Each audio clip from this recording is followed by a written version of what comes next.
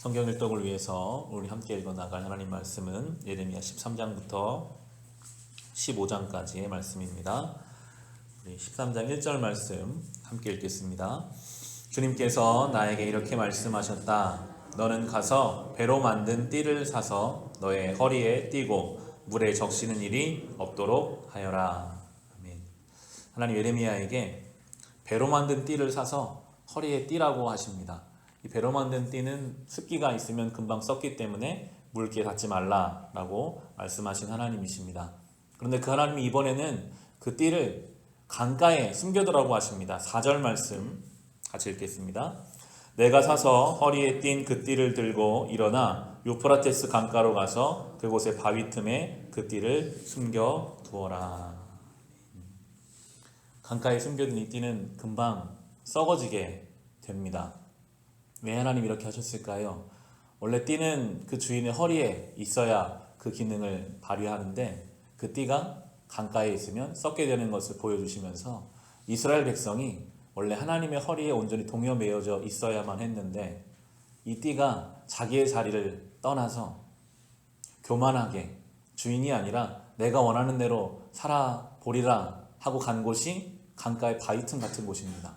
그래서 썩게 되어버렸습니다. 하나님이 그렇게 말씀하십니다. 9절 말씀 9절부터 우리 11절까지 같이 한번 읽어보겠습니다. 나 주가 말한다. 내가 유다의 교만과 예루살렘의 큰 교만을 이렇게 썩게 하겠다.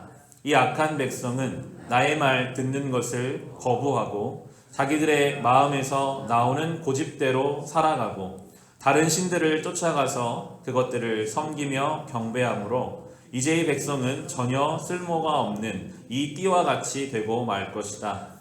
띠가 사람의 허리에 동여 맺히듯이 내가 이스라엘의 온 백성과 유다의 온 백성을 나에게 단단히 동여 매어서 그들이 내 백성이 되게 하고 내 이름을 빛내게 하고 나를 찬양하게 하고 나에게 영광을 돌릴 수 있게 하였으나 그들은 듣지 않았다. 나 주의 말이다. 하나님은 이스라엘 백성을 띠로 삼아서 허리에 동여 매시려고 하나님은 찬송하게 하고 영광 돌리게 하려고 다 계획하셨는데 이 띠가 자기가 교만하게 하나님을 떠나 내 마음대로 살아보리라 해서 결과적으로는 썩어버릴 수밖에 없게 되었습니다. 교만은 무엇입니까? 10절에 잘 나오는데요. 나의 말 듣는 것을 거부하고 하나님 말씀 듣는 것을 거부하고 자기 마음에서 나오는 고집대로 사는 것이 그것이 하나님 앞에 교만입니다. 하나님 말씀을 듣지 않고 자기 뜻대로 살려고 하는 것, 그 교만의 끝은 이 썩은 띠와 같다고 하나님이 말씀하고 계십니다. 늘 우리는 주님 앞에 우리는 띠고 주님이 주인이시기에 주인의 허리에 있을 때 가장 빛나고 가장 영광스러움을 생각하며 살아가야 하겠습니다. 여전히 이스라엘은 죄 가운데 있었고 하나님이 그들에게 가뭄을 주시는 것이 한 장 넘기셔서 14장 1절 말씀 보시면 주님께서 계속되는 가뭄을 두고 예레미야에게 말씀하셨다. 우리 3절 읽어보겠습니다.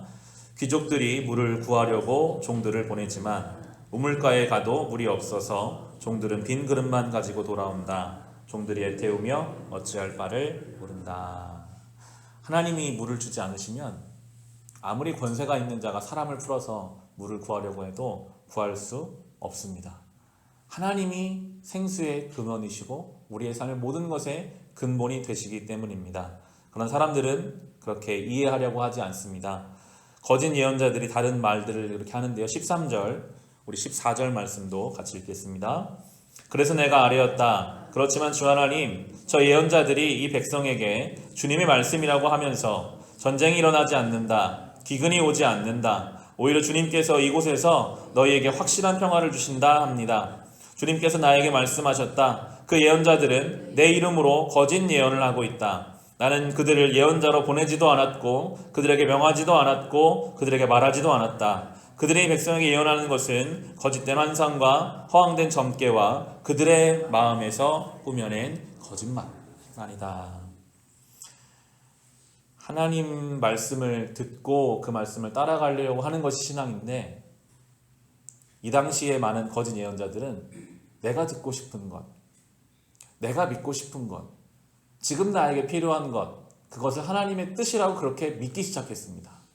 하나님은 지금 가뭄을 내리시고 띠를 썩게 하셔서 겸손하게 하나님을 돌아오게 계획하고 계시는데, 지금 거짓 예언자들은 아니다, 좋은 일이 있을 거다, 우리는 잘 될 거다 라고만 사람들이 듣고 싶은 이야기를 하고 있는 것입니다. 교회는 사람을 좋게 하기 위한 공간이 되어서는 안 될 것입니다. 사람들이 어떻게 하면 좋아할까, 사람들이 어떤 이야기를 들으면 좋아할까가 아니라 하나님이 어떻게 하면 기뻐하실까, 하나님은 지금 우리에게 뭘 원하실까. 우리의 가정도 우리의 인생도 마찬가지입니다.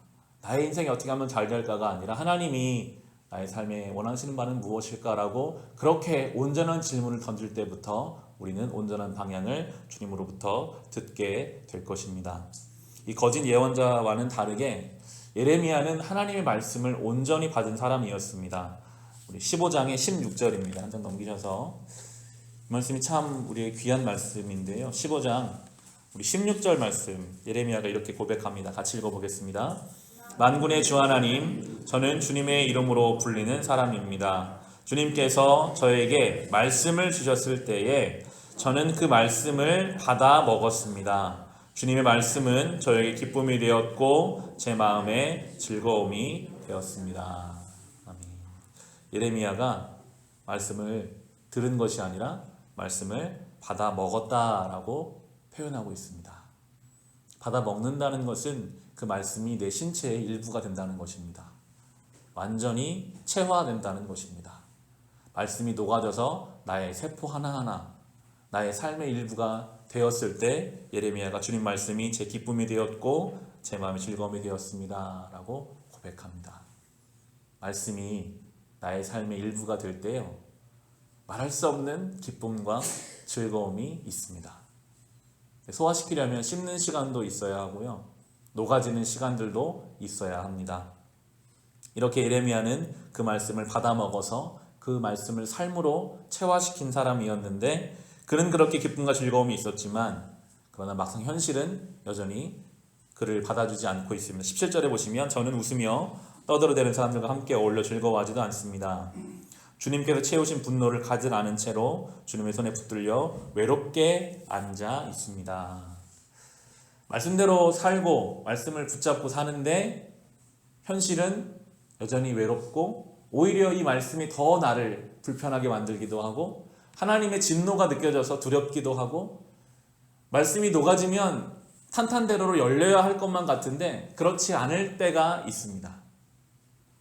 그럴 때 우리는 당황스럽기도 하고 어떻게 해야 할까 마음을 먹기도 하는데, 세상은 말씀을 받아먹은 존재를 두려워하기 때문에 어떻게든 흔들려고 하겠지만 하나님이 그를 지켜 보호하신다라는 말씀이 이어진 20절과 21절입니다. 우리 같이 읽어보겠습니다. 내가 너를 튼튼한 노스의 성벽으로 만들어서 이 백성과 맞서게 하겠다. 그들이 너에게 맞서서 덤벼들겠지만 너를 이기지는 못할 것이다. 내가 반드시 너와 함께 있어서 너를 도와주고 너를 구원하여 주겠다. 나 주의 말이다. 내가 너를 악인들의 손에서도 건져내고 잔악한 사람들의 손에서도 구하여 내겠다. 아멘. 말씀을 받아먹은 이 존재를 하나님은 반드시 지키시고 보호하시겠다라고 약속하고 계십니다. 그들이 맞서겠지만 이기지는 못할 것이다 라고 말씀하세요. 저항은 있을 수 있으나 그것이 예레미야를 침몰시키지 못할 것이고 하나님이 반드시 함께 있고 도와주고 구원하시며 건져주시고 구하시겠다라고 반복하여 약속하고 계십니다. 사모하는 마음이 생기더라고요. 나도 말씀을 그냥 듣고 읽는 정도가 아니라 정말 말씀 받아먹는 이런 예레미야 같은 사람이 되고 싶다. 말씀이 내 속에 완전히 녹아 들어가서 이 말씀이 세상이 나를 두려워하는 사람으로, 말씀을 먹은 이 존재를 가만히 둘 수 없는 사람으로 하나님이 지켜 보호하시고 노세 성벽이라고 표현하거든요. 어느 왕국이 노세로 성벽을 만들겠어요? 돌로 만들죠. 노세가 얼마나 가격이 나갈 텐데 하나님이 노세로 성벽을 만들어 내가 지켜 보호해 주겠다라고 확실하게 말씀하고 계십니다. 그 든든함을 누리는 존재, 말씀을 받아 먹어서 그 말씀대로 살기를 힘쓰고 애쓰는 존재, 하나님의 허리에 단단히 동여 매어져서 하나님께 영광을 돌리는 존재로 그렇게 살아갈 수 있으시기를 우리 주님의 이름으로 축원합니다. 시간 주신 말씀으로